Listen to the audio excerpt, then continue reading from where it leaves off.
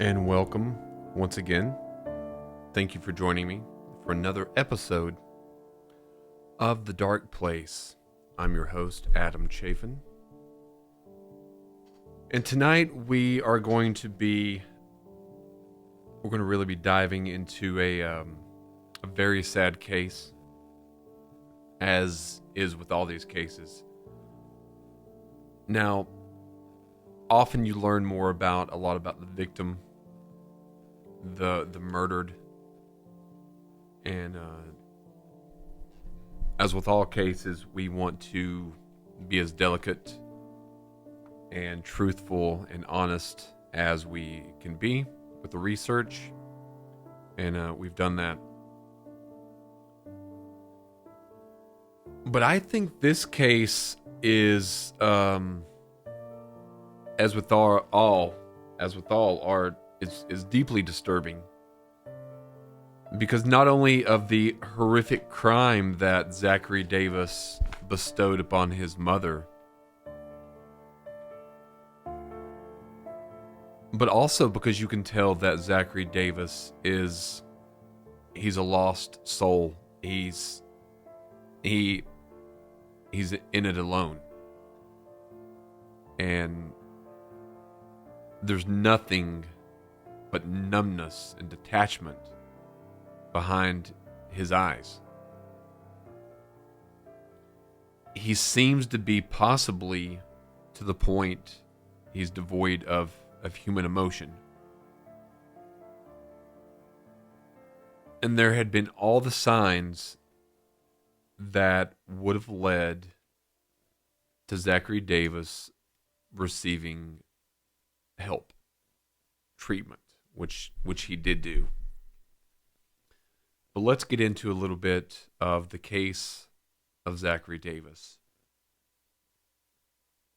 Now, from an early age, he seemed to be of a normal family. He had an older brother, Josh, and his mother, Melanie.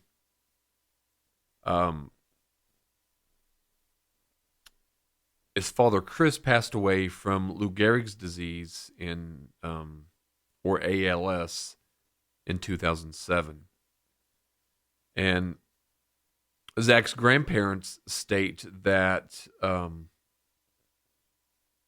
right after that, Zach began developing some mental problems. Zach was given a schizophrenia and depression disorder diagnosis, and he also claimed to hear voices of his father telling him to do things. Even during one of the 4 meetings that Zach had with one of the psychiatrists, Zackary claimed to have heard his father's voice. Now, his mom did not continue seeking help for Zackary. So his dad passed away at the age of 9, when he was 9. And, after his dad had died, I guess he felt lost. He felt like he had no one to turn to. And it is believed, not proven, but it is believed that he did have mental illness prior to his father's death. He can remember, or he even states in, I think, an interview with Dr. Phil, that he was somewhat normal and was able to interact with other kids when he was younger, meaning before his father had passed away, is what he alludes to in the video. So, after his dad had died, he says that he's begun hearing these voices in his head. He's put into therapy. He goes about 4 times. He's diagnosed with schizophrenia, paranoia, depression, and for some reason, one reason or another, his mother takes him out of the treatment. So as years go by, his grades are okay. He's not causing any problems or anything at school. He doesn't really have any friends. He keeps to himself. He's quiet. He he talks. He begins to talk in this whisper. This low. I can't even emulate what it is, but this low whisper, almost trying to hide possibly his voice, because he has lost who he is. He does not know how to cope with his father's death. So therefore, I guess his emotions and how he really feels is, I guess his mother and his brother and everyone else thinks there's no problem. He's not really doing anything out of line. He's at that awkward teenage age where he might not have a lot of friends, but he does begin to show signs of mental illness, even possibly being on the spectrum side as well. So it's later found out, I'm jumping ahead, but it is later found out that he had possibly wanted to be a serial killer. There were things written in notebooks about serial killers. Maybe that was someone that he could just relate to, a serial killer. Someone that had a lot of things on them in his mind, delusions. He could be paranoid. He said in the Dr. Phil interview after he was arrested and he was on his show in cuffs that he did this to his mother because she wasn't taking care of the family. And she wasn't doing what he thought she should do. But yet when he killed her with the sledgehammer, he did it quickly and when she was asleep. Which would lead me to believe that he has a little bit of compassion, not in the murder, but inside of his own delusional mind. She's not doing a good job.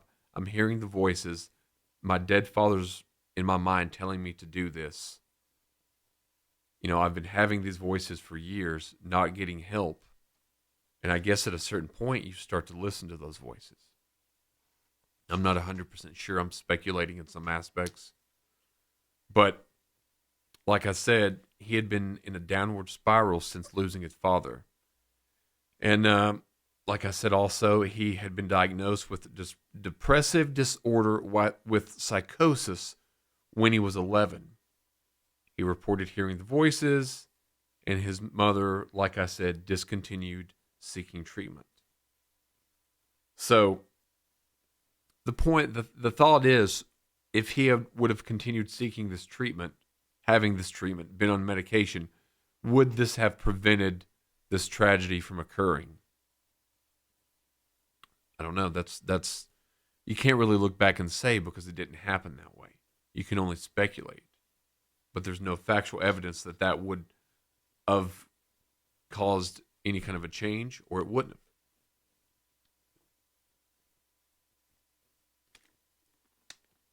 have. Now, the prosecutors in the trial, I'm jumping ahead. So,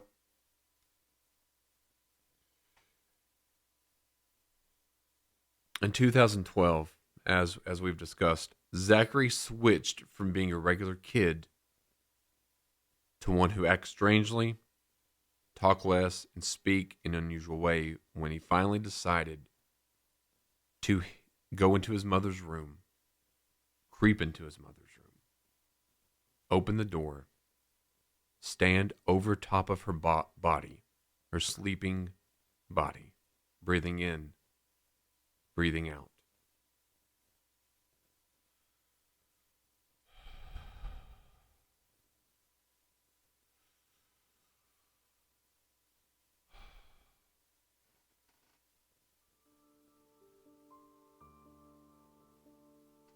He's standing over top of his mother.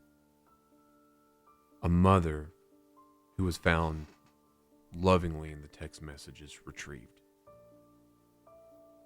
also often saying, "I love you. Good job. I'm proud of you." They had earlier had went to a movie together. Zackary, his older brother Josh, and the mother Melanie, excuse me. About 9 o'clock, Melanie and went to bed, as did Josh. As I was stating before, Zackary Davis was standing over his mother, watching her breathe her last breaths. He had earlier been reading Misery by Stephen King. And if you know the movie version of the novel, is that she uses a sledgehammer to break the author's ankles. And that's why investigators and prosecutors think that's why Zackary chose a sledgehammer as his weapon.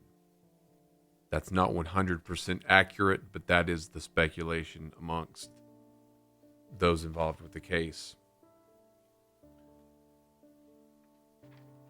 As he was standing over his mother, he raised up, had the sledgehammer in his hand, and came down 12 to 20 times, hitting her hard, hearing bone, wet sounds of brain matter. And he said he felt nothing. In that moment, when asked what he felt, he said nothing. My mind was blank.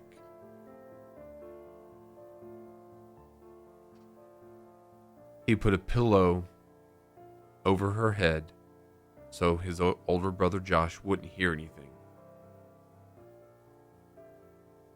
And then he left. He closed the door behind him, locked the door, went up to the game room, used some bourbon, lit a fire, poured the bourbon out, lit the fire, wanted to catch the house on fire and kill his brother Josh.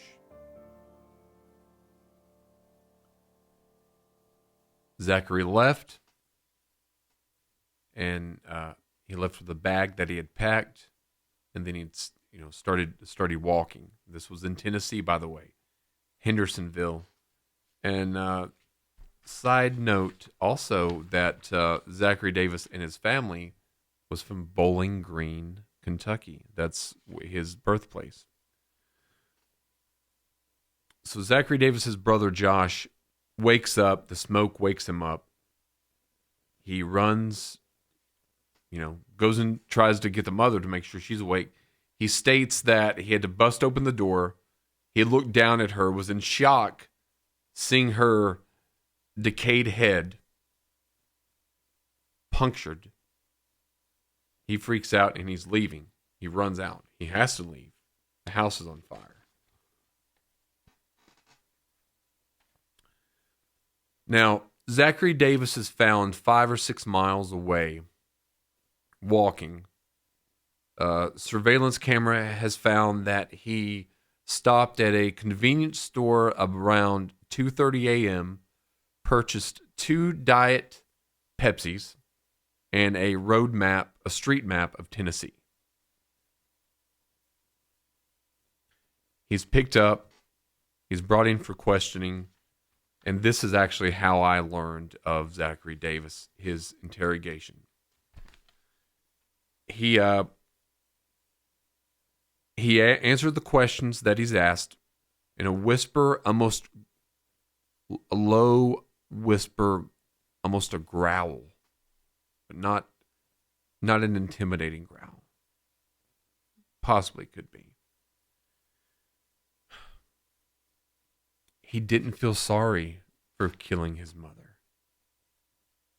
When asked why he did it, she wasn't being a good mother to us.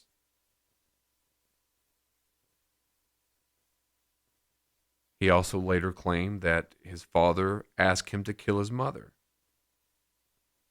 the voice of his father told him, kill her, kill her. After years of hearing his father say this to him, he took action and did it. Now, the question remains, even to this day, there's no doubt that he's a murderer, a killer. But how much did mental health play a role in the murder of Melanie Davis? So, from what's been gathered from this case is there's a possibility that Zach was pure evil, that he was acting on mental alignment and desire and what he wanted to do. Another was that he couldn't overcome these demons, which could have been his father's voice. He couldn't cope with the loss of his father. He wasn't treated for these mental illnesses that he was diagnosed with. So they went untreated for years. Mind you, his father passed away at 9. He started hearing voices. He was in therapy for a short time, 4 to 6 weeks. His mom takes him out. So that's 9 years old until 15 years old of keeping this all inside. Now, like I said, there's no doubt that Zackary Davis, also known as the Sledgehammer Killer, is a murderer and a killer.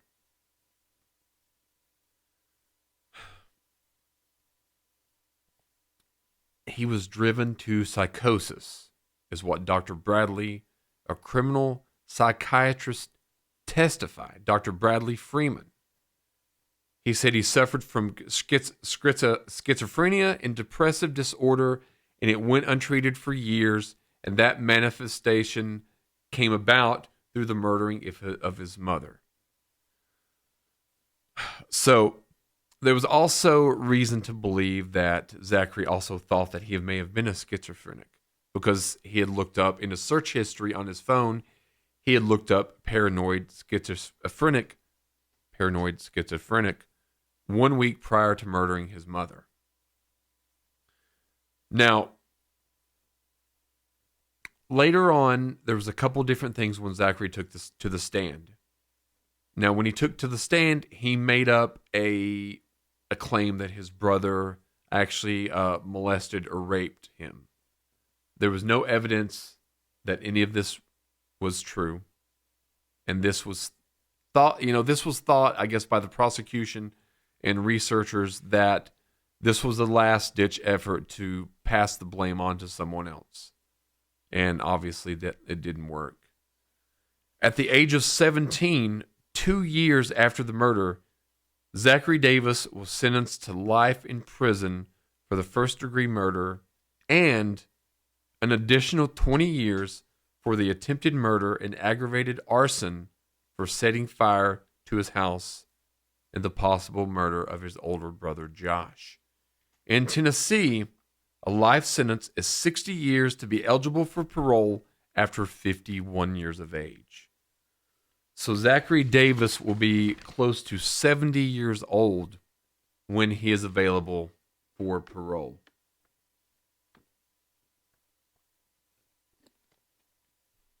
Now, this is a very sad case, as are all these kind of cases. I do think that Zackary, coming up in the age that he came up with, this happened in 2012. So he was able to access the internet, learn of these, serial killers, these murderers. And a lot of people with mental illness seem to gravitate or maybe even think of themselves as an anti-hero. Now, there's no conclusive evidence that Zackary thought of himself as an anti-hero. That's just putting my spin on certain aspects of cases like this. There's no doubt that Zackary Davis needed mental treatment. He needed severe mental treatment, it seems. And it was ignored by his mother. Now, is it her fault that he ended up murdering her? No, it is not her fault. We do not know the circumstances of why she stopped the treatment. We do know what we know, which is the facts about the father. She seemed to be a good mother. They seemed to have a loving relationship. There was nothing out of order as far as she could tell, other than Zach's clear change in demeanor, which to me would signal a red flag. We need to get my son into treatment. We need to find out why he's talking like this, why he's suddenly, why he has no friends. We need to be able to help him cope with his father's death and any other mental illnesses or paranoia he may have. Now, that being said, he wasn't given the help that he needed to get. And sadly, it turned out the way that it turned out. He felt that he had no one to talk to. He felt that there was nowhere to turn. So what did he do? He went to the internet. He found a commonality within the serial killers that he liked. I don't want to say idolized because we don't know whether or not that part of it's true, but he did feel like a Travis Bickle kind of character, a loner, and that's what he was. Zackary Davis was a loner. He changed his voice, he changed his demeanor, and he was detached from human emotion. He was void from human emotion. Now, I'm sure, like we've stated, that this did not happen overnight. It was a gradual thing that happened from when his father died to the time that he killed his mother, Melanie, with a sledgehammer. I personally believe that this probably could have been prevented. Now, there's no guarantees that this would have been prevented. Zach could have followed through on his therapy for years upon years, and this same outcome could have happened. But would it have been more beneficial to just try and keep him in therapy, put him on meds, help him cope with loss, how to deal with things when they go wrong in life? Because if you can cope early in life, you can use those coping skills for many aspects of life. And obviously, Zach didn't have any of these coping skills. What's sad now is I was doing some research on this, and one of the students said that he didn't really know Zach. He said that he probably interacted with Zach more than anyone else. He said he didn't really have many friends. I was probably the most likely to have been the person he interacted with most, as our moms were good friends. We were freshmen in algebra class. I remember him quite well. So he had no real friends. And it's sad to think that this kid murdered his mother, ruined that life, ended that life, probably scarred or caused emotional distress and turmoil and therapy for his brother, Josh. So that life could be ruined and a mother taken away. And his own life is ruined. Could he be rehabilitated in prison? Possible. Will he ever be a contributing member of society? No, he will not. He is most likely in a cell alone, since he was underage when he went in. And he is most likely to probably never have a life where he will ever have any friends. And that's a sad life. He did do this to himself with the action of murdering someone, his mother. But this could have been prevented, I believe. This tragedy could have been prevented. And regardless, it wasn't. I feel bad for Zackary. I feel bad for his deceased mother, Melanie. I feel bad for the older brother, Josh. And I wonder if Zach ever gets anyone to come see him in jail. What does he think about? What does he think about?